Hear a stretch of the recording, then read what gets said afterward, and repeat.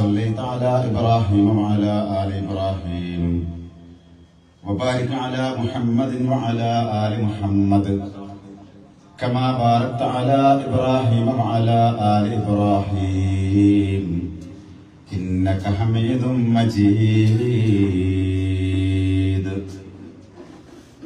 أعوذ بالله من الشيطان الرجيم. يا أيها الذين آمنوا اتقوا الله حق تقاته ولا تموتن إلا وأنتم مسلمون. بسم الله الرحمن الرحيم.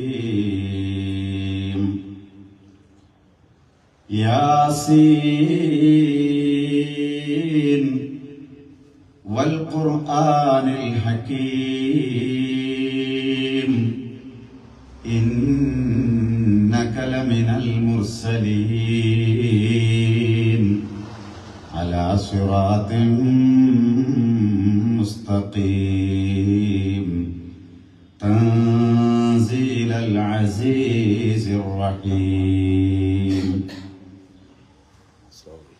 സ്നേഹമുള്ള വേദിയിലെയും സദസ്സിലെയും ബഹുമാന്യ വ്യക്തിത്വങ്ങളെ, പ്രിയപ്പെട്ട രക്ഷിതാക്കളെ, സഹോദരീ സഹോദരന്മാരെ, സർവലോക പരിപാലകനായ അള്ളാഹുവിന്റെ നിയമങ്ങളും നിർദ്ദേശങ്ങളും ജീവിതത്തിന്റെ എല്ലാ മേഖലകളിലും കഴിവിന്റെ പരമാവധി പാലിച്ചുകൊണ്ട് ജീവിതം ചിട്ടപ്പെടുത്തുവാൻ ഞാനും നിങ്ങളും കടപ്പെട്ടവരാണ് എന്നുണർത്തുകയാണ്. അർഹമുറാഹിമീനായ നാഥൻ അവന്റെ വിധിവിലക്കുകൾ അനുസരിച്ച് ജീവിക്കുന്ന യഥാർത്ഥ വിശ്വാസികളിൽ നമ്മെ എല്ലാവരെയും ഉൾപ്പെടുത്തി അനുഗ്രഹിക്കുമാറാകട്ടെ. സംസ്കരണത്തിന്റെ ദിവ്യ വെളിച്ചം എന്ന ക്യാപ്ഷനിലാണ് ഈ പ്രോഗ്രാം നടക്കുന്നത്. മുൻ പ്രഭാഷകരൊക്കെ ഇവിടെ സൂചിപ്പിച്ചതുപോലെ നമ്മുടെ ജീവിതത്തിലെ പരിവർത്തനമുണ്ടാക്കേണ്ട അതിമഹനീയമായ ഒരു ഗ്രന്ഥമാണ് വിശുദ്ധ ഖുർആൻ. വിശുദ്ധ ഖുർആൻ പടച്ച തമ്പുരാനിൽ നിന്നും അവതീർണമായിട്ടുള്ള ദിവ്യ വെളിച്ചമാണ്. അത് നമ്മുടെ ഹൃദയത്തിന്റെ പ്രകാശമാകുമ്പോഴാണ് നമ്മുടെ ജീവിതത്തിൽ 10-23 വർഷക്കാലം കൊണ്ട് ജാഹിലിയ്യത്ത് കൊടികുത്തി വാണിരുന്ന ഒരു സമൂഹത്തെ ഏറ്റവും ഉത്തമമായ ഒരു സമൂഹമാക്കി ഖൈർ ഉമ്മത്താക്കി മാറ്റി എന്നത് അത് ഈ ദിവ്യ വെളിച്ചത്തിന്റെ പ്രത്യേകതയാണ്.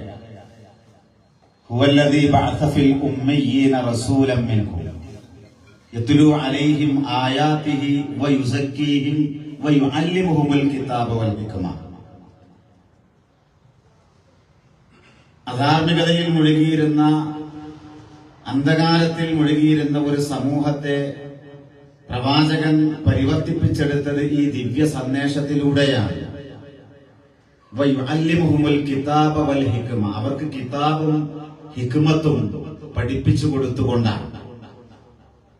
അത് നമ്മൾ സ്വീകരിക്കുമ്പോൾ നേരത്തെ സൂചിപ്പിച്ചതുപോലെ നമ്മുടെ ജീവിതത്തിൽ മാറ്റമുണ്ടാകും. ഇന്ന് നമ്മുടെ സമൂഹത്തിൽ ധാരാളക്കണക്കിന് കാനേശിമാരി കണക്കനുസരിച്ച് മുസ്ലിമീങ്ങളുടെ എണ്ണത്തിലും വണ്ണത്തിലുമൊക്കെ ഒരുപാടുണ്ട്.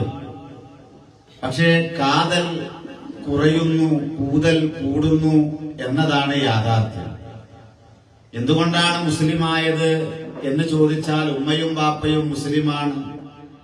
ആ കുടുംബത്തിൽ ജനിച്ചുപോയി എന്നതിന്റെ പേരിൽ മാത്രം മുസ്ലിമാകുന്ന ഒരവസ്ഥ.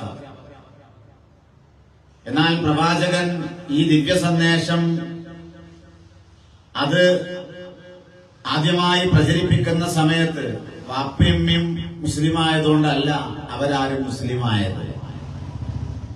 മറിച്ച് ഇതിന്റെ മഹത്വം ഉൾക്കൊണ്ട് ഇത് റബ്ബിൽ നിന്നുള്ള മഹത് വചനങ്ങളാണ് എന്ന് മനസ്സിലാക്കി ഈ ജീവിതത്തിന് കൃത്യമായ ഒരു ലക്ഷ്യമുണ്ട് എന്ന ബോധ്യത്തോടുകൂടെ പ്രമാണങ്ങളെ മനസ്സിലാക്കിക്കൊണ്ടാണ് അന്നത്തെ കാലത്ത് ഇസ്ലാമിലേക്ക് ആളുകൾ കടന്നു വന്നത്. മനുഷ്യന് അള്ളാഹു നൽകിയ ഏറ്റവും വലിയ ഒരു അനുഗ്രഹമാണ് വിശുദ്ധ ഖുർആൻ അവതരിപ്പിച്ചു എന്നത്. ഖുർആനിലൂടെ അള്ളാഹു ആരാണ് മനുഷ്യനെന്നും എന്തിനാണ് മനുഷ്യനെ ഈ ലോകത്ത് സൃഷ്ടിക്കപ്പെട്ടത് എന്നും വളരെ വ്യക്തമായി പഠിപ്പിച്ചു തന്നിട്ടുണ്ട്. അതുകൊണ്ട് തന്നെ ആ ഒരു യാഥാർത്ഥ്യം, ആ ഒരു വിവരം മനുഷ്യന് വേറെ ഒരാളിൽ നിന്നും ലഭിക്കുകയില്ല. മനുഷ്യരായ നമ്മെ സംബന്ധിച്ചിടത്തോളം അള്ളാഹുവിന്റെ ഒരു പ്രൊഡക്റ്റാണ് നമ്മൾ. പടച്ചോനാണ് നമ്മളെ സൃഷ്ടിച്ചത്. അതുകൊണ്ട് തന്നെ നമ്മെ സൃഷ്ടിച്ചതിന്റെ പിന്നിലുള്ള ലക്ഷ്യം എന്താണ് എന്ന് നമുക്ക് പഠിപ്പിച്ചു തരേണ്ടത് അള്ളാഹു സുബ്ഹാനഹു വ തആലയാണ്.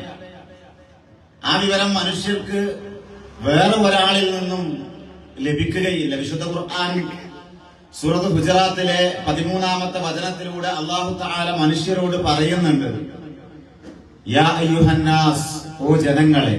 മുസ്ലിങ്ങളെ വിളിച്ചുകൊണ്ട് മാത്രമല്ല, ലോകത്തുള്ള സർവ്വ മനുഷ്യരെയും വിളിച്ചുകൊണ്ട് അള്ളാഹു തആല പറയാണ്, ഇന്നാ ഖലഖനാകും മിൻ ദക്കരിൻ വ ഉൻസ, നിങ്ങളെ ഒരാണിൽ നിന്നും ഒരു പെണ്ണിൽ നിന്നുമാണ് നാം സൃഷ്ടിച്ചിരിക്കുന്നത്. വജഅൽനാകും ശുഊബൻ വ ഖബായില, നിങ്ങളെ വിവിധ സമുദായങ്ങളും ഗോത്രങ്ങളുമാക്കിയത് ലിതആറഫു, നിങ്ങൾ പരസ്പരം അറിയുവാൻ വേണ്ടിയാണ്. ഇന്ന അക്രമക്കും ഇൻദല്ലാഹി അത്ഖാകും, അല്ലാഹുവിന്റെ അടുക്കൽ നിങ്ങളിൽ ഏറ്റവും ആദരണീയനായവൻ തഖ്വയുള്ളവരാണ്, ധർമ്മനിഷ്ഠ പാലിക്കുന്നവരാണ്. ഇന്നല്ലാഹ അലീമുൻ ഖബീർ,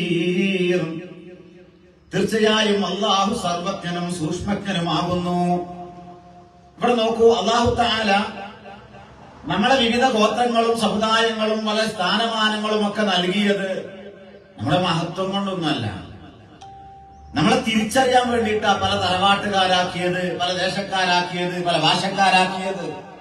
പിന്നെ പടച്ചോന്റെ അടുത്ത് ആരാണ് ഏറ്റവും ആദരണീയൻ, ആരാണ് ഏറ്റവും ഉത്തമൻ, അത് കൃത്യമായി അല്ലാഹു പറയുന്നത് ഇന്ന അക്രമക്കും ഇൻദല്ലാഹി അത്ഖാകും, അല്ലാഹുവിന്റെ അടുക്കൽ നിങ്ങളിൽ ഏറ്റവും ആദരണീയൻ തഖ്വയുള്ളവനാണ്, നല്ല സമ്പത്തുള്ളവൻ എന്നല്ല, നല്ല സ്ഥാനമാനങ്ങൾ ഉള്ളവൻ എന്നല്ല, ഒരുപാട് ആസ്തിയുള്ളവൻ എന്നല്ല, മറിച്ച് അള്ളാഹുവിന് തഖ്വയുള്ളവനായി ജീവിക്കുന്നവൻ ആരാണോ അവനാണ് ഏറ്റവും ആദരണീയൻ. അപ്പോ സൃഷ്ടാവ് അള്ളാഹുവാണ് എന്നും ആ സൃഷ്ടിച്ചതിന് പിന്നിലുള്ള ലക്ഷ്യം അത് എന്താണ് എന്നും മനുഷ്യനെ അല്ലാഹു തആല ബോധ്യപ്പെടുത്തിയിട്ടുണ്ട്. അത് ബോധ്യപ്പെടുത്താൻ വേണ്ടിയിട്ടാണ് ഈ ദിവ്യ വെളിച്ചം അല്ലാഹു തആല നമുക്ക് നൽകിയിട്ടുള്ളത്. പക്ഷെ നമ്മളൊന്ന് ആലോചിച്ച് നോക്കി, നമ്മളിവിടെ ഒരുമിച്ച് കൂടുമ്പോഴും ഈ ദിവ്യ വെളിച്ചവുമായിട്ട് നമുക്ക് എന്ത് ബന്ധാണുള്ളത് എന്ന്. പരിശുദ്ധ ഖുർആൻ അവതീർണമായ ഒരു മാസമാണ് നമ്മുടെ പടിവാതിൽക്കൽ എത്തി നിൽക്കുന്നത്. 1-2 ആഴ്ച കഴിഞ്ഞാല് റമദാനിലേക്ക് നമ്മൾ ഇങ്ങനെ കാലെടുത്ത് വെക്കുകയാണ്. പരിശുദ്ധ ഖുർആൻ ഇറങ്ങിയ മാസമാണ് റമദാൻ മാസം. ആ മാസത്തിന് വേണ്ടി നമ്മൾ ഒരുപാട് ഒരുങ്ങുന്നുണ്ട്. സൂചിപ്പിച്ചതുപോലെ ഞാൻ ഒരുപാട് ദൂരെ നിന്നാണ് യാത്ര ചെയ്തു വരുന്നത്. ഫ്ലക്സ് ബോർഡുകൾ ധാരാളമുണ്ട്. റമദാനെ സ്വീകരിക്കാൻ വേണ്ടി പല ആളുകളും പല ഒരുക്കങ്ങളും ഒരുങ്ങുന്നുണ്ട്. നമ്മുടെ വീടുകളിലൊക്കെ ചെറിയ ഒരു ഉപകരണം വരെ വീട്ടിന്റെ പുറത്തേക്കിട്ട് തേച്ച് മൂറി വെക്കും. പള്ളികളും മദ്രസകളും ഒക്കെ വളരെ കൃത്യമായി തേച്ച് മിനുക്കി വെക്കും. എല്ലാ ഉപകരണങ്ങളും കഴുകി വെക്കും. പക്ഷെ ഈ വിശുദ്ധ ഖുർആൻ അവതീർണമായ, ഈ ദിവ്യ സന്ദേശം അവതീർണമായ ഈ മാസത്തെ വരവേൽക്കാൻ നമ്മൾ എന്തൊരുക്കാണ് മാനസികമായി ഒരുങ്ങിയിട്ടുള്ളതെന്ന് ആലോചിച്ച് നോക്കി. ഒരു പേജെങ്കിലും ഇന്നത്തെ ദിവസം ഖുർആൻ ഓതിയ ആൾക്കാർ എത്ര ഉണ്ടാകുമെന്ന് നമ്മളൊന്ന് ആലോചിച്ചു. അപ്പൊ ഇവിടെ ഇത്രയും സംവിധാനങ്ങൾ ഉണ്ടായിട്ട് ഓരോ വെള്ളിയാഴ്ചയും ഖുതുബകൾ നടക്കുമ്പോൾ, അതുപോലെ തന്നെ ക്ലാസുകൾ നടക്കുമ്പോൾ ഇതുമായി ബന്ധപ്പെട്ട ഖുർആനുമായി ബന്ധപ്പെട്ട ഈ ദിവ്യ സന്ദേശത്തിന്റെ പ്രചാരകരായി നമ്മൾ എത്ര ആളുകൾ നമ്മുടെ ജീവിതത്തിൽ ഇതിനെ ആ നിലക്ക് കൊണ്ടു നടക്കുന്നുണ്ട്. നമ്മുടെ കുടുംബത്തിൽ കുടുംബസമേതം നമ്മൾ ഭക്ഷണം കഴിക്കുന്നത് പോലെ അതിനേക്കാൾ നമ്മുടെ ശരീരത്തിനും മനസ്സിനും ആവശ്യമുള്ള ഒരു ശമനൌഷധം എന്ന നിലക്ക് ഈ ദിവ്യ സന്ദേശം ചർച്ച ചെയ്യുന്ന എത്ര വീടുകൾ നമ്മുടെ കുടുംബങ്ങളിലുണ്ട്.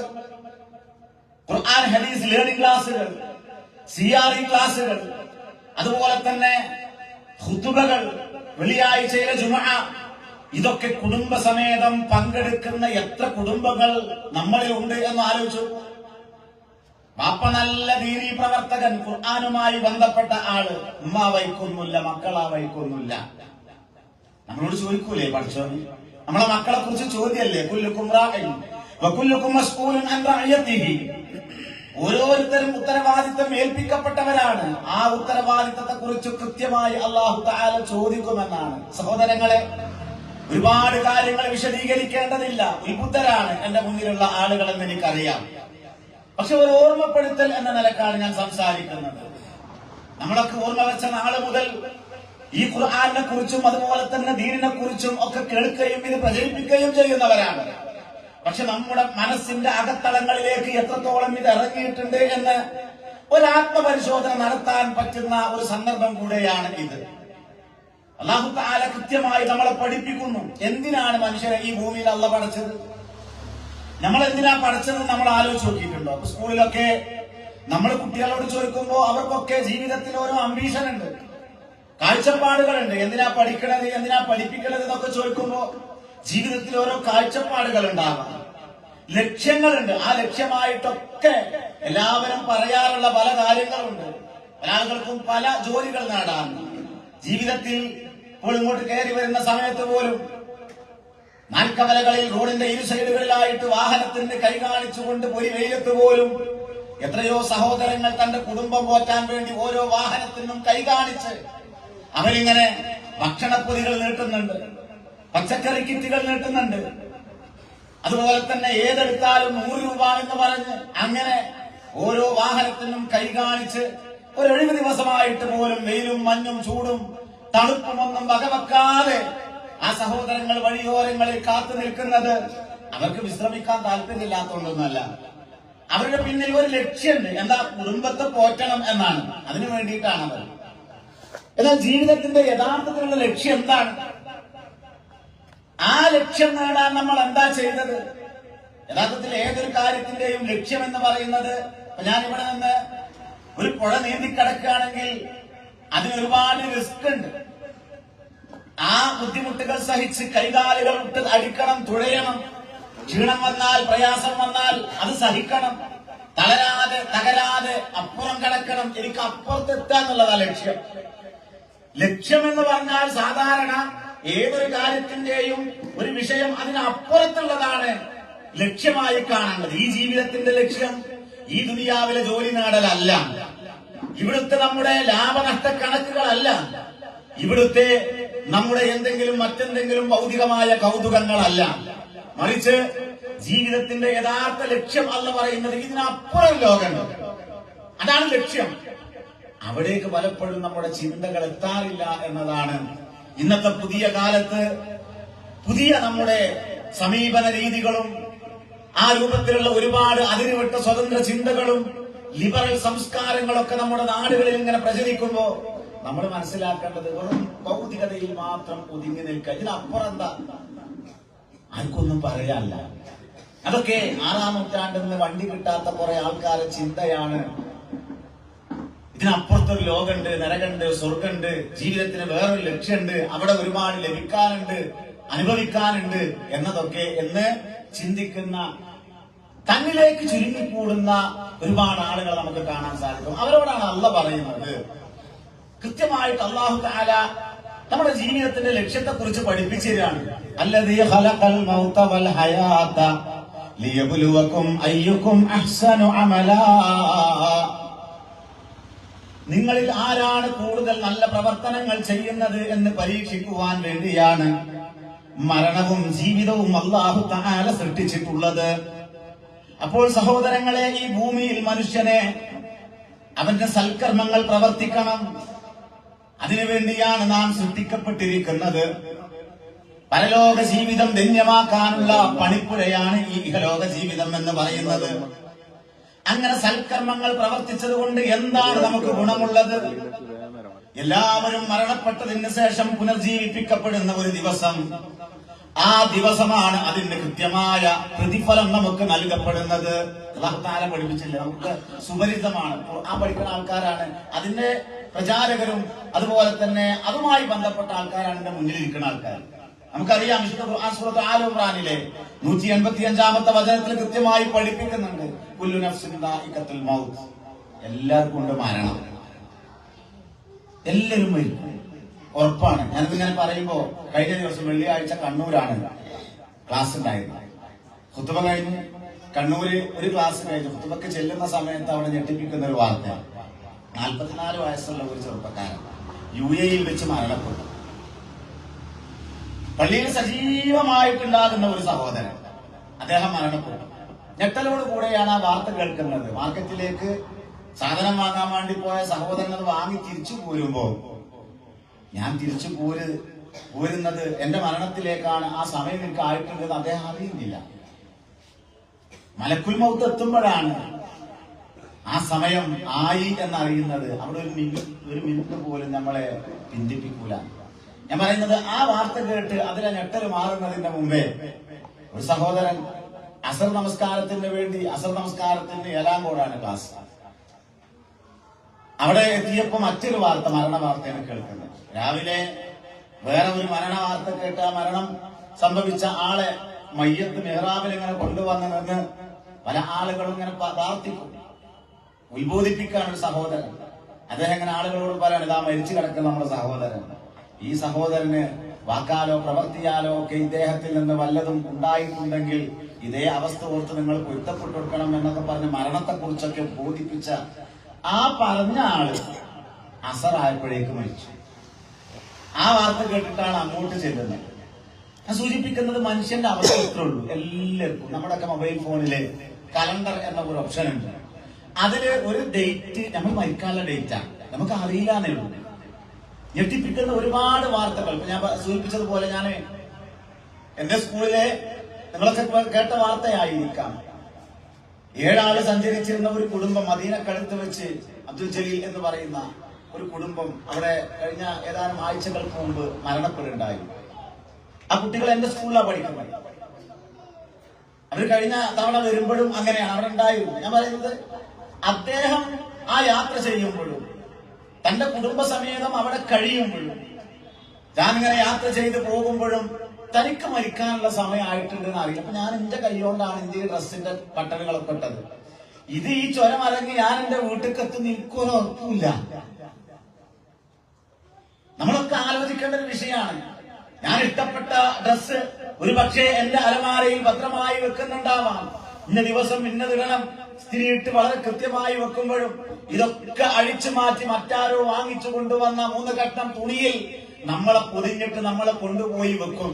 ഇന്നലെ രാത്രി ഒരു പക്ഷേ നമ്മൾ ആ നമ്മുടെ ശീതീകരിക്കപ്പെട്ട റൂമിൽ കിടന്നുറങ്ങിയെങ്കിൽ നാളെ ഈ സമയമാകുമ്പോഴേക്ക് 6 അടി താഴ്ചയിലേക്ക് നമ്മളെ കൊണ്ടുപോയി വെക്കില്ല എന്ന് എന്തുറപ്പാ നമുക്കുള്ളത്? അതാണ് അല്ലാഹു പറഞ്ഞത്. നമ്മൾ ഈ ദുനിയാവിൽ ഒരുപാട് പ്രവർത്തിക്കുന്നുണ്ട്, ഇതിന്റെ ഒക്കെ അനന്തര ഫലം നമുക്ക് അനുഭവിക്കാൻ സാധിക്കുമോ സഹോദരങ്ങളെ? നമ്മുടെ സമ്പാദ്യം മുഴുവൻ അനുഭവിക്കാൻ നമുക്ക് സാധിക്കും? നമ്മുടെ പ്രവർത്തനത്തിന്റെ മുഴുവൻ ഫലങ്ങളും അനുഭവിക്കാൻ ഈ ലോകത്ത് നമുക്ക് സാധിക്കുമോ? അതാണ് അല്ലാഹു പറഞ്ഞത്, കുല്ലു നഫ്സിൻ ദാഇഖത്തുൽ മൗത്ത് വഇന്നമാ തുവഫൗന ഉജൂറകും യൗമൽ ഖിയാമ. നിങ്ങളുടെ പ്രതിഫലങ്ങൾ ഖിയാമത്ത് നാളിൽ മാത്രമേ നിങ്ങൾക്ക് പൂർണ്ണമായും നൽകപ്പെടുകയുള്ളൂ. ഫമൻ സുഹസിയ അനിന്നാർ വഉദ്ഖിലൽ ജന്ന. നരകത്തിൽ നിന്ന് ആരെങ്കിലും അകറ്റി നിർത്തപ്പെടുകയും സ്വർഗത്തിൽ പ്രവേശിപ്പിക്കപ്പെടുകയും ചെയ്താൽ ഫഖദ് ഫാസ്, അവരാണ് വിജയിച്ചിട്ടുള്ള ആളുകൾ, അവരാണ് യഥാർത്ഥത്തിലുള്ള വിജയികൾ. ആ വിജയത്തിന് ആവശ്യമായ മാർഗദർശനമാണ് പ്രിയപ്പെട്ടവരെ ഈ ദിവ്യ വെളിച്ചം. അതിലേക്ക് വിരൽ ചൂണ്ടുന്ന കൃത്യമായ മാർഗദർശനമാണ് ഈ വിശുദ്ധ ഖുർആൻ. അതല്ലേ വിശുദ്ധ ഖുർആൻ സൂറത്ത് ഇസ്രായിലെ 9-ാമത്തെ വചനത്തിൽ അല്ലാഹു തആല പഠിപ്പിച്ചത്, ഇന്ന ഹാദൽ ഖുർആന യഹ്ദീ ലില്ലതീ ഹിയ അഖ്വം. തീർച്ചയായും ഈ ഖുർആൻ ഏറ്റവും ശരിയായതിലേക്ക് വഴി കാണിക്കുന്നു. ആ വഴി നമുക്ക് ലഭിക്കണമെങ്കിൽ ഖുർആൻ നാം പഠിക്കണം പ്രിയപ്പെട്ടവരെ. അത് കേവലം പാരായണം മാത്രമല്ല, നമ്മൾ നമ്മുടെ നെഞ്ചോട് ചേർക്കണം, നമ്മുടെ ഹൃദയത്തിന്റെ വസന്തമാക്കണം, നമ്മുടെ മനസ്സിന്റെ പ്രകാശമാക്കണം വിശുദ്ധ ഖുർആനിനെ.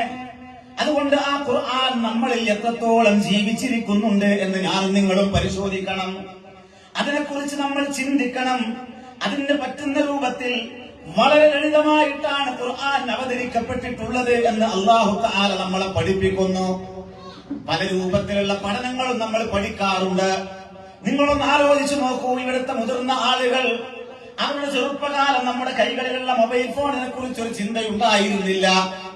ആദ്യകാലത്ത് മൊബൈൽ ഇറങ്ങുമ്പോ അത് ഉപയോഗിക്കാൻ സാധിക്കുമോ എന്ന ആശങ്ക, അതുപോലെ തന്നെ ഒരു സ്മാർട്ട് ഫോൺ ലഭിക്കുമ്പോ അത് ഞാൻ എങ്ങനെ ഉപയോഗിക്കുമെന്ന ആശങ്ക.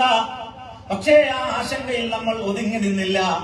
അതെങ്ങനെ ഉപയോഗിക്കാം, എങ്ങനെ അതിലെ ഓരോ ഓപ്ഷനുകളും കൈകാര്യം ചെയ്യാമെന്ന് അറിയാവുന്നവരോട് ചോദിച്ച് മനസ്സിലാക്കി നമ്മൾ പഠിച്ചുകൊണ്ടിരിക്കുന്നു. പക്ഷേ നമ്മളൊന്ന് ചിന്തിച്ചു നോക്കൂ, നമ്മളൊക്കെ ഈ ഭൂമിപ്പുറത്ത് ജീവിക്കാൻ തുടങ്ങിയിട്ട് കാലം എത്രയായി? ഓർമ്മ വെച്ച നാൾ മുതൽ നമ്മൾ അള്ളാഹുവിലേക്കും അതുപോലെ തന്നെ വിശുദ്ധ ഖുർആനിലേക്കും മനസ്സ് തുറന്നു വെച്ചിട്ടുണ്ട്. പക്ഷേ നമ്മൾ പാരായണം ചെയ്യുന്ന നമസ്കാരത്തിലെ ഫാത്തിഹ സൂറത്ത് പോലും അക്ഷരഭേദം വരാതെ പാരായണം ചെയ്യാൻ ധൈര്യമുള്ള എത്ര ആളുകളാണ് നമ്മുടെ കൂട്ടത്തിൽ ഉണ്ടാവുക?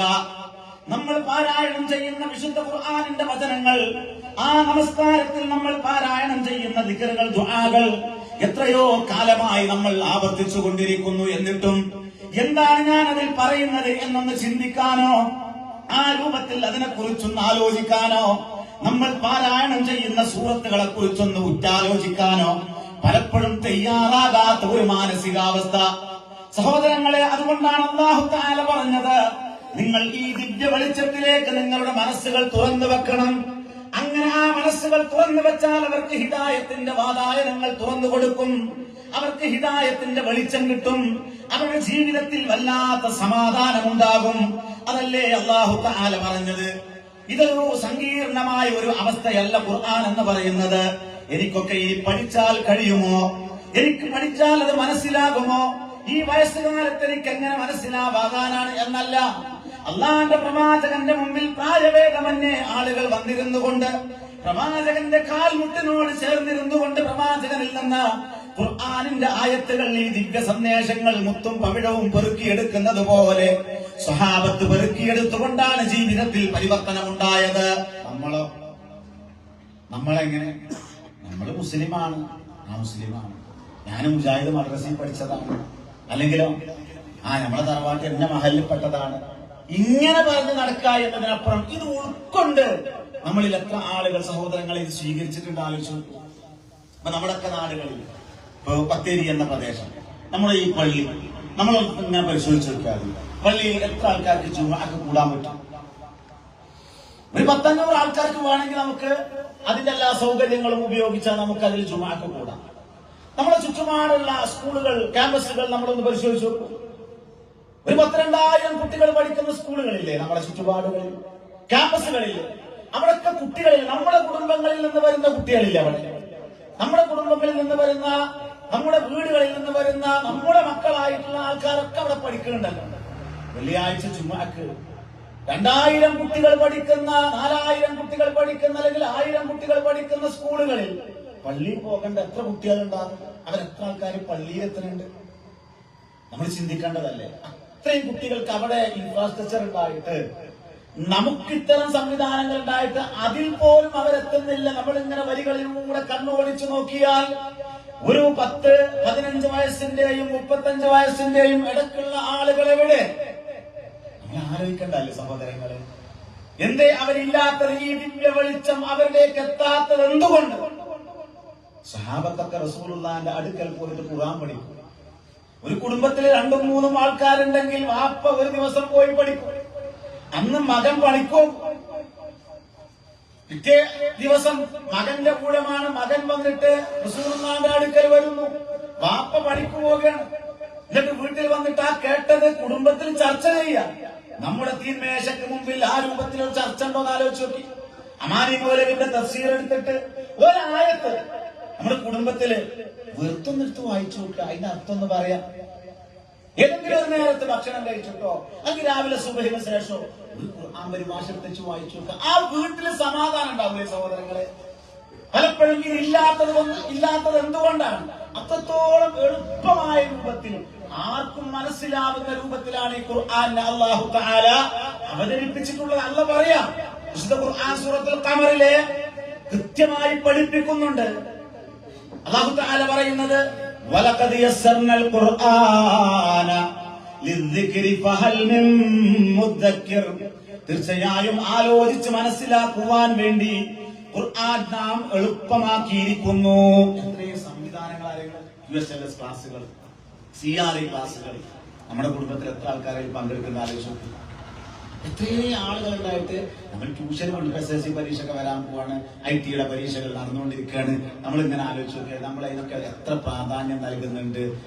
ഏതെങ്കിലും കുട്ടിക്ക് ഏതെങ്കിലും വിഷയത്തില് ഒരു മോശം പെർഫോമൻസ് ആണെങ്കിൽ അതിൽ പ്രത്യേക ട്യൂഷൻ നൽകുന്നു. പക്ഷെ മദ്രസയിൽ ഖുർആൻ പഠിച്ചിട്ടും ഖുർആൻ ഓതാന്റെ കുട്ടിക്ക് അറിയുന്നില്ല, ഖുർആൻ മനസ്സിൽ ഇറങ്ങിയിട്ടില്ല എന്ന് വിചാരിച്ച് ട്യൂഷൻ എവിടെയെങ്കിലും കേൾക്കാറില്ല. അപൂർവങ്ങളിൽ അപൂർവം.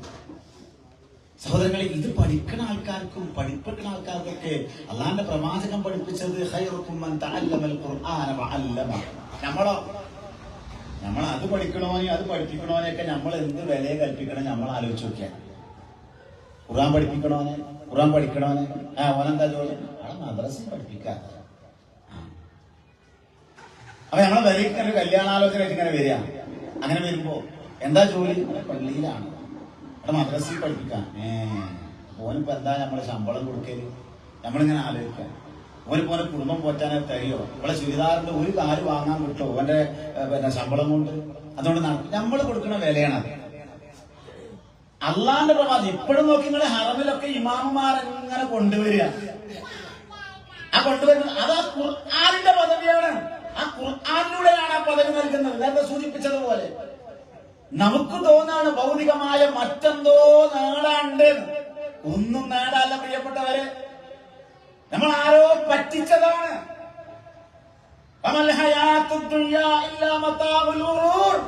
ഈ ഐഹിക ജീവിതം കബളിപ്പിക്കുന്ന ഒരു വിഭവമല്ലാതെ മറ്റൊന്നുമല്ല. എല്ലാരും നെട്ടോട്ടോടെയാണ്. എന്തോ നേടിയെടുക്കാണ്ട് പടയാണ്. എന്തേലും ഉണ്ടോ? ഒന്നുമില്ല. E.K. Bannur അദ്ദേഹത്തിന്റെ ഒരു കാവ്യസമാഹാരത്തിൽ വളരെ കൃത്യമായി ഒരു ഘടികാരത്തോടാണ് ഉപമിച്ചത് മനുഷ്യന്റെ ആയുസ്. അദ്ദേഹം പറഞ്ഞെന്താ? ചുമരി ഒരു ഘടികാരം തൻ സൂചിയിളക്കിക്കൊണ്ട് പറഞ്ഞു, മനുഷ്യ നിൻ ജീവിത സമയം ചെത്തി നുറുക്കും ഞാൻ, നിന്നുടെ മരണത്തിൻ സമയമളന്ന് കുറിക്കുകയല്ലോ ഞാൻ. ഓരോരോ നിമിഷവുമായിരം അഭിലാഷങ്ങളുമായി മനുഷ്യൻ ഓടുന്നു ജീവിത വിജയം നേടിയെടുക്കാനായി. ആഖിറ നാളിൻ സ്ഥിതി ഓർക്കാൻ തെല്ലും നേരമതില്ലല്ലോ. ഓരോരോ നിമിഷ കുമിളകൾ പൊട്ടി പൊട്ടിയുടഞ്ഞിടുമ്പോൾ മരണത്തിലെത്തേണ്ടും വഴി ദൂരം കുറയുന്നു.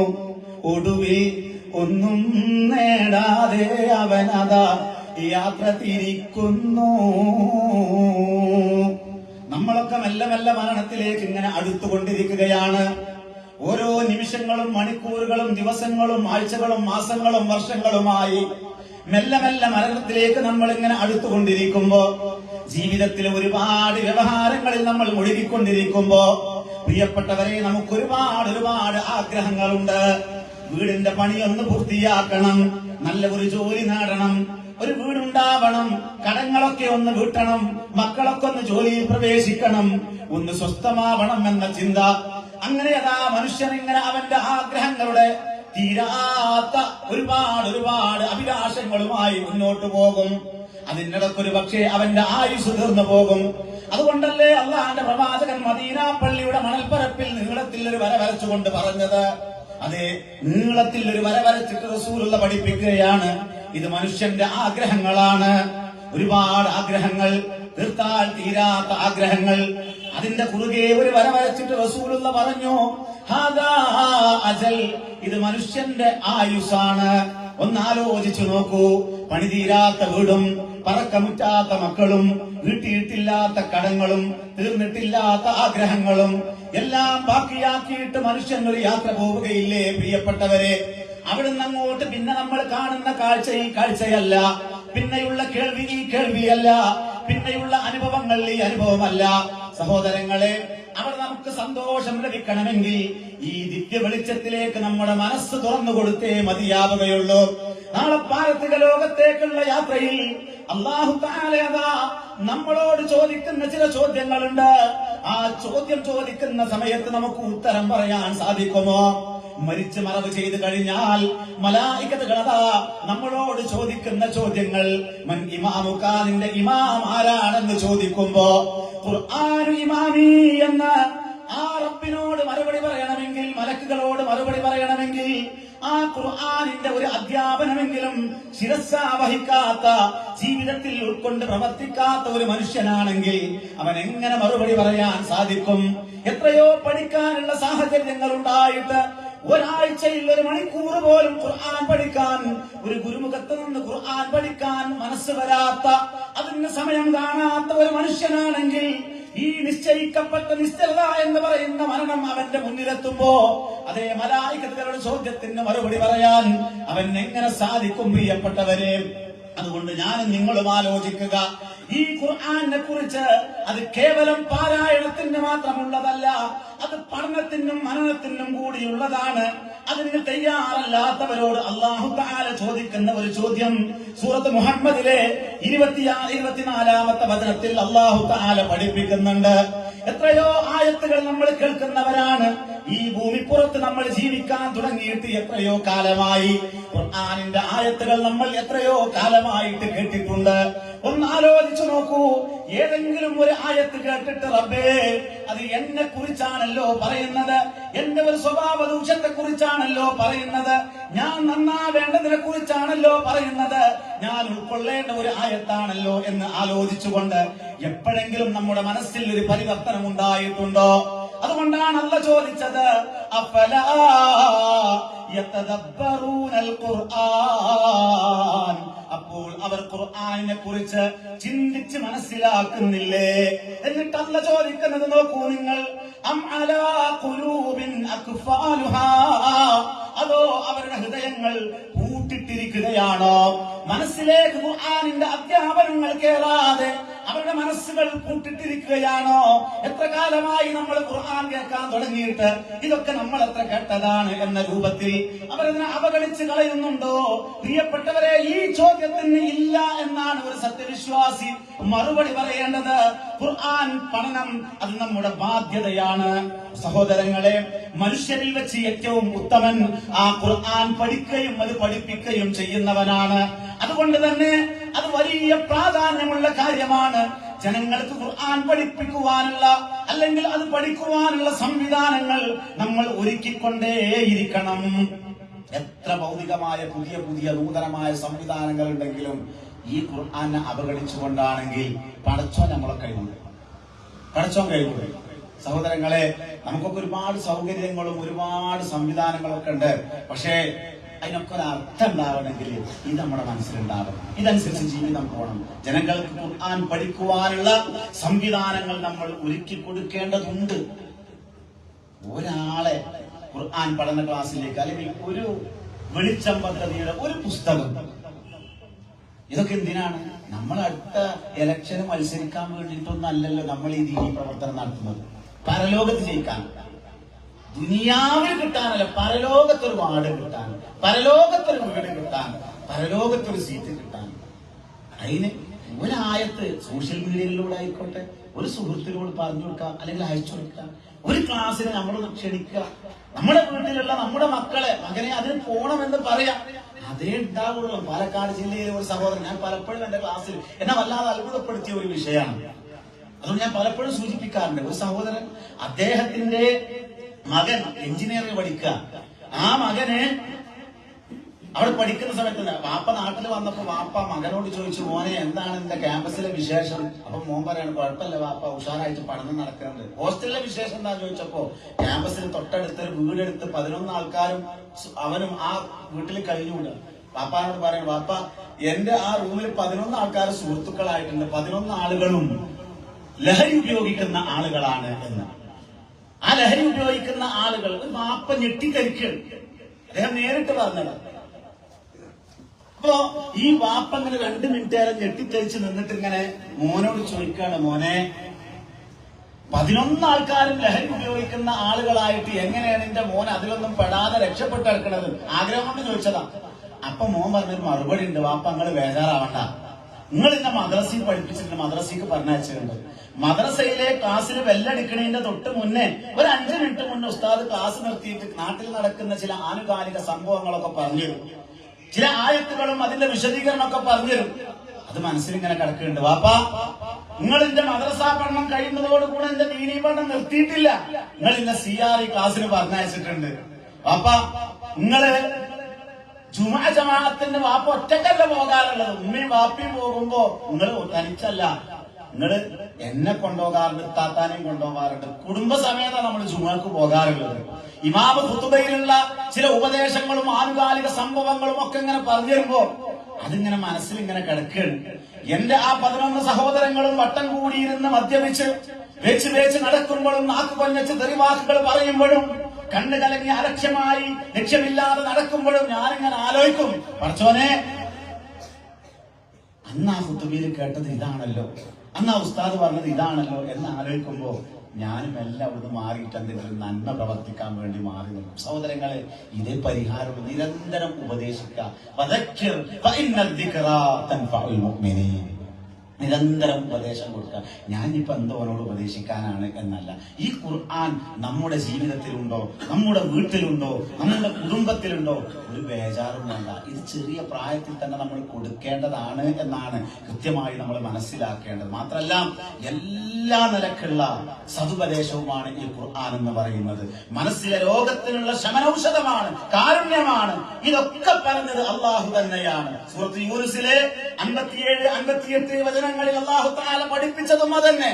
യാ അയ്യുഹന്നാസ്, ഓ ജനങ്ങളെ, ഖദ് ജാഅതുകും മൗഇദതും മിർ റബ്ബികും, നിങ്ങളുടെ റബ്ബിൽ നിന്നുള്ള സതുപദേശം ഇതാ നിങ്ങൾക്ക് വന്നെത്തിയിരിക്കുന്നു.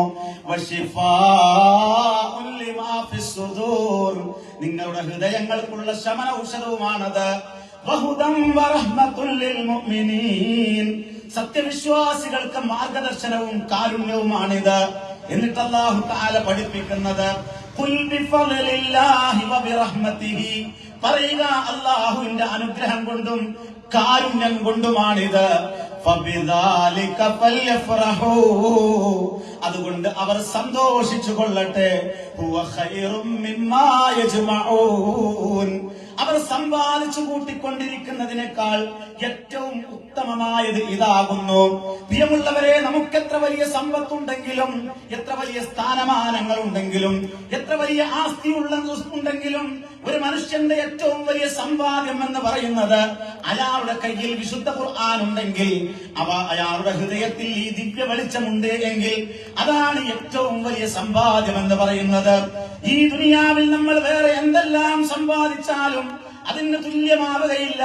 വിജ്ഞാനത്തിന്റെ സാഗരമാണ് ഈ ദിവ്യ വെളിച്ചം. സഹോദരങ്ങളെ, നമ്മൾ ഇന്ന് ഓതിക്കേൾപ്പിച്ച ആ വിശുദ്ധ ഖുർആനിലെ 36-ാമത്തെ അധ്യായമായ സൂറത്ത് യാസീനിനെ, അതേ ആ യാസീനിനെ കുറിച്ച് നമ്മൾ മനസ്സിലാക്കിയാൽ ഖുർആൻ എന്ന ഈ ദിവ്യ വെളിച്ചത്തെ കുറിച്ച്, അതിനെക്കുറിച്ചുള്ള ഒരു ചെറിയ വിശദീകരണം മാത്രമാണ് ഇതിലുള്ളത്. ഒരുപാട് സ്ഥലത്ത് വിശദീകരിച്ചിട്ടുണ്ട്. ഞാനൊരു ആയത്ത്, ആ സൂറത്തിന്റെ ആദ്യ ഭാഗം മാത്രമാണ് നിങ്ങൾ ഓതിക്കേൾപ്പിച്ചത് പറഞ്ഞ് ഞാൻ അവസാനിപ്പിക്കുകയാണ്. ഒരു ഖുർആൻ ദിവ്യ വെളിച്ചം, ഈ സംസ്കരണത്തിന്റെ ദിവ്യ വെളിച്ചം എന്ന് പറയുമ്പോൾ അതിന്റെ മഹത്വം നമ്മളിങ്ങനെ മനസ്സിലാക്കുമ്പോൾ, അതിന്റെ ആയത്തുകളിലൂടെ നമ്മളിങ്ങനെ ഊളിട്ടിറങ്ങുമ്പോൾ ചെറുതായിട്ട് നമ്മളൊന്ന് ആലോചിച്ച് നോക്കിയാൽ, ഒന്ന് അമാനി പോലെ തഫ്സീറെങ്കിലും എടുത്ത് നമ്മളൊന്ന് വായിച്ചു നോക്കിയാൽ, ഒന്നും വേണ്ട സഹോദരങ്ങളെ, ഒരു ഖുർആൻ ക്ലാസ്സിൽ നമ്മളിങ്ങനെ പോയി ഇരുന്ന് നോക്കിയാൽ, അങ്ങനെ പഠിപ്പിക്കുന്ന ഒരു ഖുർആൻ ക്ലാസ്സിൽ ഇരുന്നാൽ നമുക്ക് ഒരുപാട് ചിന്തകൾ വരും. കേവലം പാരായണം മാത്രമല്ല, ഒരു കടപ്പുറത്തൊക്കെ പോയിരുന്നാൽ നമ്മൾ പറയില്ലേ, കടലിലെ പല ആൾക്കാരും പല രൂപത്തിലാണ് കാണാം. ചില ആൾക്കാരും എന്ത് ചെയ്യും, കടലിന്റെ പക്കത്ത് പോയി ഇങ്ങനെ ഇരിക്കും, ഇതിനെ കാറ്റ് കൊണ്ടുവരും, അവരാണ് പാരായണം ചെയ്യുന്നത് പോലെ ഖുർആൻ ഇങ്ങനെ ഓതിപ്പോവും. ചില ആളുകൾ കാലൊന്ന് നനച്ചു പോരാ, തിരമാലകളൊക്കെ അങ്ങനെ വരുമ്പോ കാലൊന്ന് നനച്ചു പോരും. അതിന്റെ അർത്ഥമൊക്കെ ഒന്ന് വായിച്ചു നോക്കും. എന്നാൽ ആ കടലിന്റെ ആഴികളിലേക്ക് ഊളിയിട്ട് മുത്തുമ്പകളും പെറുക്കിയെടുക്കുന്ന ചില ആളുകളുണ്ട്.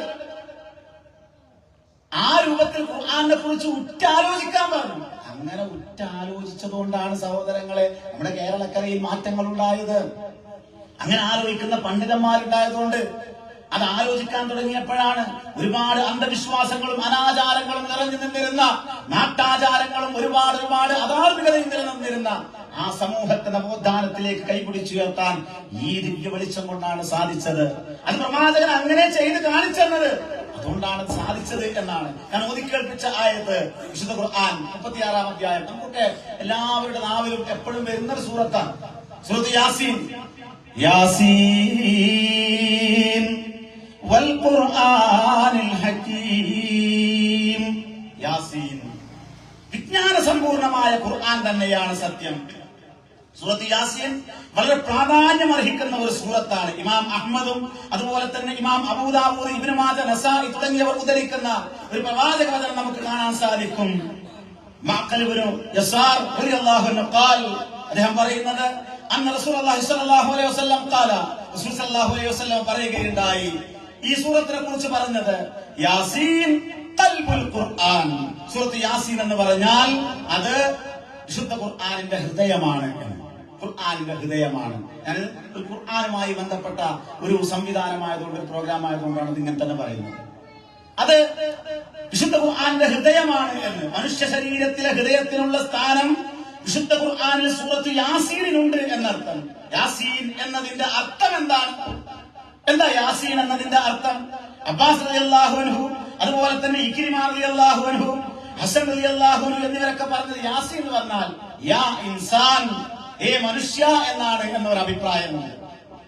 എന്നാൽ ഭൂരിപക്ഷാഭിപ്രായം വിശുദ്ധ ഖുർആനിലെ പല സൂറത്തുകളും കേവല അക്ഷരങ്ങൾ കൊണ്ടാണ് തുടങ്ങിയത്. ഹുറൂഫുൽ മുഖത്തഅ എന്നാണ് ഈ അക്ഷരങ്ങൾക്ക് പറയുന്നത്. അഥവാ വേറിട്ട് നിൽക്കുന്ന അക്ഷരങ്ങൾ എന്നാണ് അതുകൊണ്ട് ഉദ്ദേശിക്കുന്നത്. വേറിട്ട് നിൽക്കുന്ന അക്ഷരങ്ങൾ. 114 സൂറത്തുകളിൽ 29 സൂറത്തുകൾ ആരംഭിക്കുന്നത് ഇത്തരം കേവല അക്ഷരങ്ങൾ കൊണ്ടാണ്. നമ്മൾ ഓതാറുണ്ട് അങ്ങനെയുള്ള സൂറത്തുകൾ. ഒരക്ഷരം കൊണ്ട് തുടങ്ങിയ സൂറത്തുണ്ട്, 2 അക്ഷരം കൊണ്ട് തുടങ്ങിയത്, 1 മുതൽ 5 വരെ അക്ഷരങ്ങൾ കൊണ്ട് തുടങ്ങിയ സൂറത്തുകളുണ്ട്. ഒരക്ഷരം കൊണ്ട് തുടങ്ങിയ സൂറത്ത് ഏതാ? നൂൻ. അതൊരക്ഷരം കൊണ്ടാ തുടങ്ങുന്നത്.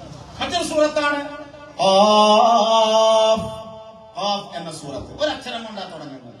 2 അക്ഷരം കൊണ്ട് തുടങ്ങുന്ന സൂറത്തുണ്ട് യാസീൻ. അതുപോലെ തന്നെ ത്വാഹ, ഉമർ റളിയല്ലാഹു അൻഹു പരിവർത്തനം കാരണമായ ഒരു സൂറത്ത്. 3 അക്ഷരം കൊണ്ട് തുടങ്ങുന്ന സൂറത്തിന് നമുക്കറിയാം. 2-ാമത്തെ അധ്യായം സൂറത്തുൽ ബഖറ, അലിഫ് ലാം മീം. അതുപോലെ തന്നെ അലിഫ് ലാം റ. 4 അക്ഷരം കൊണ്ട് തുടങ്ങുന്ന സൂറത്തുണ്ട്. അതേതാ? അലിഫ് ലാം മീം സ്വാദ്. അതുപോലെ തന്നെ അലിഫ് ലാം മീം റ. 5 അക്ഷരം കൊണ്ട് തുടങ്ങുന്ന സൂറത്തുണ്ട് കാഫ് ഹാ യാ ഐൻ സ്വാദ്. അതുപോലെ തന്നെ ഹാമീം ഐൻ സീൻ ഖാഫ്. ഇങ്ങനെ അറബി ഭാഷയിൽ ആകെയുള്ള 28 അക്ഷരങ്ങളിൽ പകുതിയായ 14 അക്ഷരങ്ങൾ ഇങ്ങനെ ഉപയോഗിക്കപ്പെട്ടിട്ടുണ്ട് എന്നാണ്. ഈ അക്ഷരങ്ങൾ കൊണ്ടാണ് അങ്ങനെ തുടങ്ങിയിട്ടുള്ളത്. ഈ അക്ഷരങ്ങൾ കൊണ്ട് എന്താണ് ഉദ്ദേശിക്കുന്നത് എന്ന പ്രധാനപ്പെട്ട 2 അഭിപ്രായങ്ങളാണുള്ളത്. ഞാനത് ഇങ്ങനെ പറയാൻ കാരണം ഒരു ഖുർആനുമായി ബന്ധപ്പെട്ട ചർച്ച ആയതുകൊണ്ടാണ്. അള്ളാഹുവിന്റെ ഗ്രന്ഥത്തിൽ അള്ളാഹു ഒളിപ്പിച്ചു വെച്ച രഹസ്യങ്ങളാണ് ഇവ എന്നാണ് നബി സല്ലല്ലാഹു അലൈഹി വസല്ലമ നമുക്ക് വിശദീകരിച്ച് തരാത്തത് കൊണ്ട് അള്ളാഹു ആലം എന്നല്ലാതെ അതിനെക്കുറിച്ച് നമുക്കൊന്നും പറയാനില്ല. 4 ഖലീഫമാരും ഈ അഭിപ്രായക്കാരാണ്. 2-ാമത്തെ അഭിപ്രായം, ഖുർആനിനെ കുറിച്ച് ചിന്തിക്കുവാൻ ഖുർആനിൽ തന്നെ അള്ളാഹു നമ്മളോട് ആവർത്തിച്ച് ആവശ്യപ്പെടുന്ന കാര്യമാണ്. അതിന്റെ അടിസ്ഥാനത്തിലാണ് നേരത്തെ പറഞ്ഞതുപോലെ യാ ഇൻസാൻ എന്ന് ചിലർ അഭിപ്രായം പറഞ്ഞത്.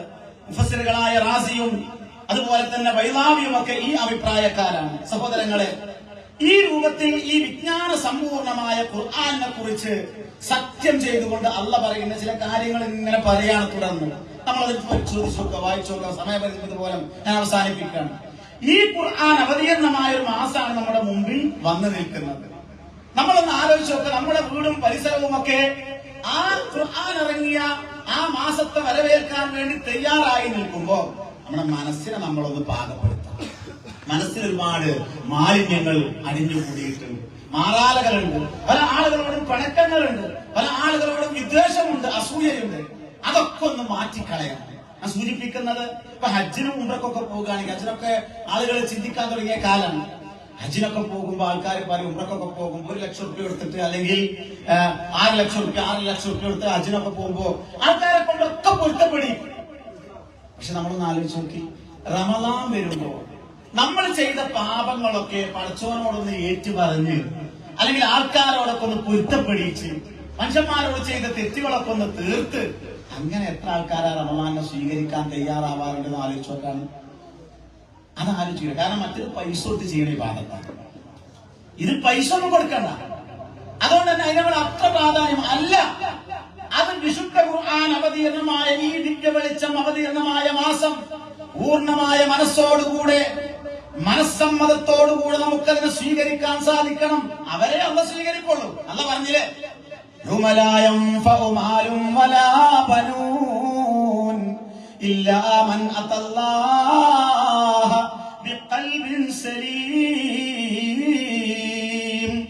സമ്പത്തോ സന്താനങ്ങളോ ഉപകാരപ്പെടാത്ത ഒരു ദിവസം ഖൽബുൻ സലീമുമായി റബ്ബിനെ കണ്ടുമുട്ടാൻ നമുക്ക് സാധിക്കണം. പ്രിയമുള്ളവരെ, അതിനുവേണ്ട മുന്നൊരുക്കങ്ങളാണ് നമ്മൾ ഒരുങ്ങേണ്ടത്. ഒരു പരിശുദ്ധ റമദാൻ നമ്മുടെ പടിവാതിൽക്കലെത്തി നിൽക്കുമ്പോ നമ്മുടെ മനസ്സിൽ അടിഞ്ഞുകൂടിയിട്ടുള്ള മാലിന്യങ്ങളൊന്ന് കഴുകിക്കളയാൻ തയ്യാറാവണം.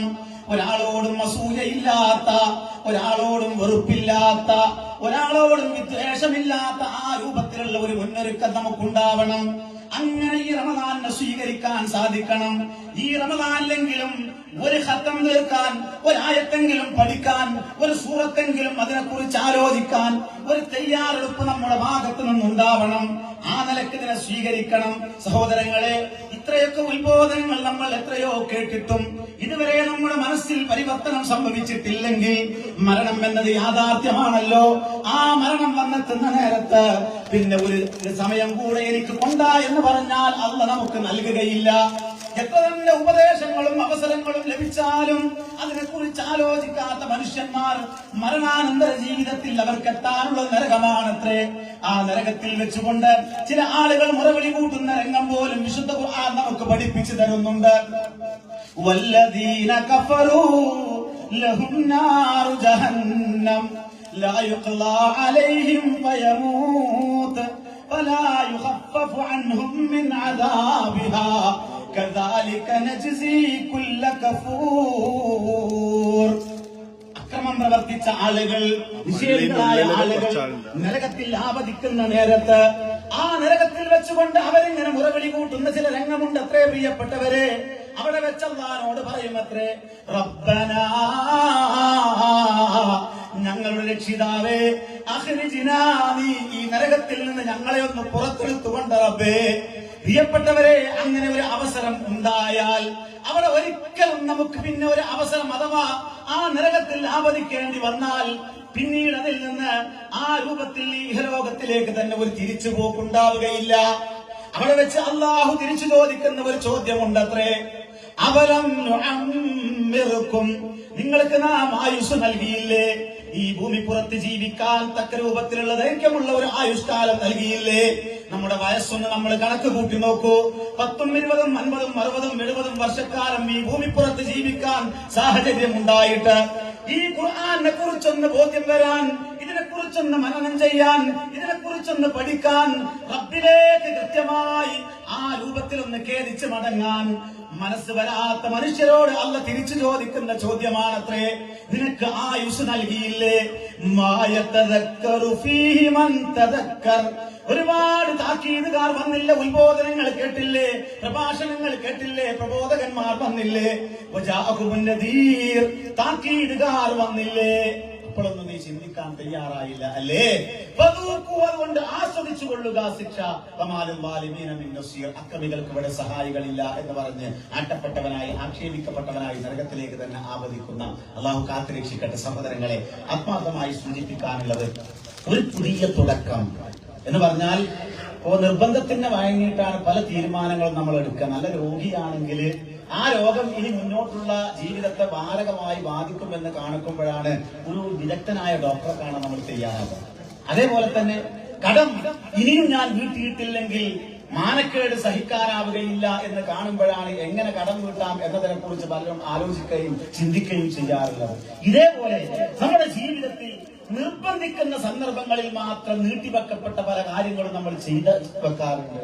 അങ്ങനെയുള്ള ഒരു പുതിയ നിർബന്ധമാണ് റമദാൻ മാസത്തിലൂടെ നമുക്ക് വരാനുള്ളത്. കുത്തിബ അലൈക്കുമുസ് സിയാം കമാ കുത്തിബ അലല്ലദീന മിൻ ഖബ്ലികും ലഅല്ലകും തത്തഖൂൻ. ആ റമദാൻ ആകുമ്പോൾ ഒന്നൊരുങ്ങുക, മനസ്സുകൊണ്ടൊന്നൊരുങ്ങുക. പഠിച്ചോനെ, ഈ റമദാനിലെങ്കിലും എനിക്കൊന്ന് മാറണം, ഈ ദിവ്യ വെളിച്ചം അത് പഠിക്കണം. അങ്ങനെ തീരുമാനം എടുത്തിട്ട് ആ റമദാനിൽ എത്തിയിട്ടില്ലെങ്കിൽ സഹോദരങ്ങളെ, ആ നീയത്തിൽ കൂലിണ്ട്, ചെയ്ത കൂലിണ്ട് എന്നാണ്. ആ നിലക്ക് ഖുർആനെ നമ്മൾ നെഞ്ചേറ്റുക, ഇതിന്റെ പ്രചാരകരാവുക, ഈ ദിവ്യ വെളിച്ചം നമ്മുടെ ഹൃദയങ്ങളിൽ ഉണ്ടാവുക, നമ്മുടെ വീടുകളിൽ ഇതിന്റെ പ്രകാശം ഉണ്ടാവുക. ആ നിലക്ക് ഖുർആനിന്റെ അനുയായികളായി ജീവിക്കുവാനും നമ്മുടെ ഹൃദയത്തിന്റെ പ്രകാശമാക്കി ഈ ഖുർആനെ മാറ്റുവാനും സർവശക്തൻ നമുക്ക് സർവ്വവിധത്തിലുള്ള തൗഫീഖും പ്രദാനം ചെയ്യുമാറാവട്ടെ. ഈ സംസാരവും ഈ ഇരുത്തവുമെല്ലാം അല്ലാഹു തആല നമ്മളിൽ നിന്ന് ഖബൂൽ ചെയ്യുമാറാവട്ടെ. ربنا آتنا في الدنيا حسنة وفي الآخرة حسنة وقنا عذاب النار. أقول قولي هذا أستغفر الله لي ولكم فاستغفروه إنه هو الغفور الرحيم. والسلام عليكم ورحمة الله وبركاته.